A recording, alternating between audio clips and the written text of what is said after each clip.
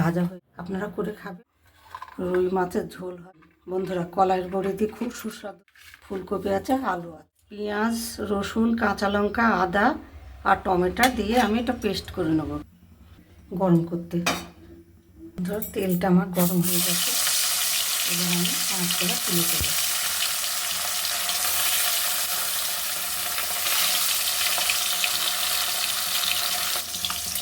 এখন মাছগুলো আমি উল্টিয়ে দেবো।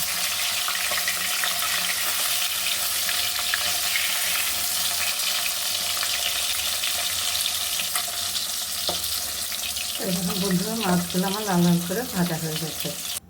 ওই একই তেলে কলাইয়ের বড়িগুলো আমি ভেজে নেব। দেখুন আমার বড়িগুলো ভাজা হয়ে গেছে, এবার তুলে নেব। এবার দেখুন আলু কপি একসাথে ওই তেলে,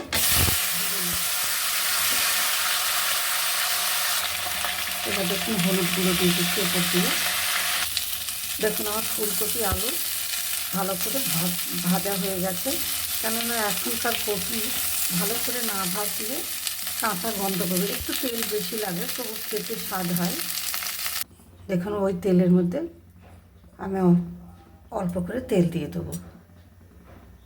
দেখুন গোটা জিরে, তেজপাতা আর শুকনো লঙ্কা দিয়ে ফোড়নে দিলাম। করে রেখেছিলাম সেই মশলাটা আমি ঢেলে দিলাম। ওই মশলার মধ্যে ধনে গুঁড়ো, তারপরে জিরে গুঁড়ো, হলুদ গুঁড়ো আর লাল লঙ্কার গুঁড়ো,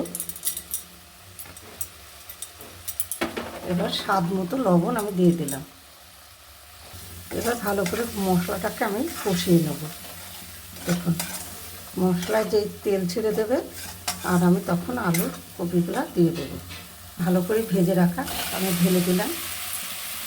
এবার আমি এখানে বড়িটাও একসাথেই দিয়ে দেবো, যেহেতু নেবে। এবার জল দিয়ে সিদ্ধ করতে দেবো, একটু ফুটতে দেবো।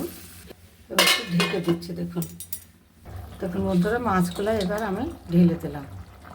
দেখুন বন্ধুরা, এই দেখুন ধনে পাতা ছড়িয়ে দিয়ে এবার আমি নামিয়ে ফেলব। বন্ধুরা দেখুন গরম গরম বন্ধুরা খাবেন ফুলকপি আলু মাছ দিয়ে, রুই মাছ দিয়ে, বড়ি দিয়ে ঝোল, খুব সুস্বাদু এই ঝোলটা হয়। দেখুন বন্ধুরা কত সুন্দর কালার এসছে, তরকারিটা খেতেও ততটা সুস্বাদু লাগবে। আপনারা করে খাবেন। আর ভিডিওটা ভালো লাগলে লাইক, শেয়ার, সাবস্ক্রাইব করবেন আর আমার সঙ্গে থাকবেন। নমস্কার।